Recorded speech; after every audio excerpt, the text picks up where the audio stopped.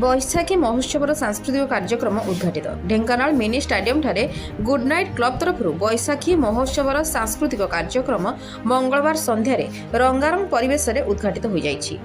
ढेंकानाल सांसद महेश साहू कार्यक्रम को उद्घाटन करथिले। मुख्य अतिथि भाव ढेंकानाल विधायक सुधीर कुमार सामल जोगदे मुख्य वक्ता भाव राज्यसभा सांसद सुलता देव, नंदीघोष टीवी मुख्य संपादक शिशिर भट्ट मिश्र, चलचित्र प्रयोजक दीपक कुमार मिश्र, शिल्पोद्योगी हर्षवर्धन सिंहदेव, सदर वीडियो ढेंकानाल ऐतिह्य कला संस्कृति परंपरा विषय आलोकपात करते।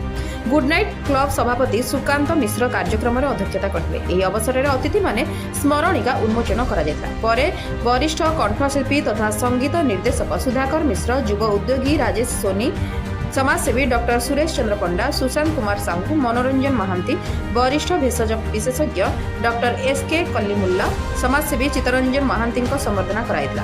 क्लबर कार्यकारी सभापति रतन नायर स्वागत भाषण देथिला बेले आवाहक सत्य स्वरूप दास अनुष्ठान आभिमुख्य प्रदान करथिले। संपादक विश्वनाथ बेहेरा संपादकीय विवरणी पाठ करथिले। रतन नायर एवं देवाशीष मिश्र मानपत्र पाठ करथिले। शेष में विनोद महांती धन्यवाद देथिले। परे लक्ष्मीकांत साहू परिचालन में सांस्कृतिक कार्यक्रम परिवेषण होता।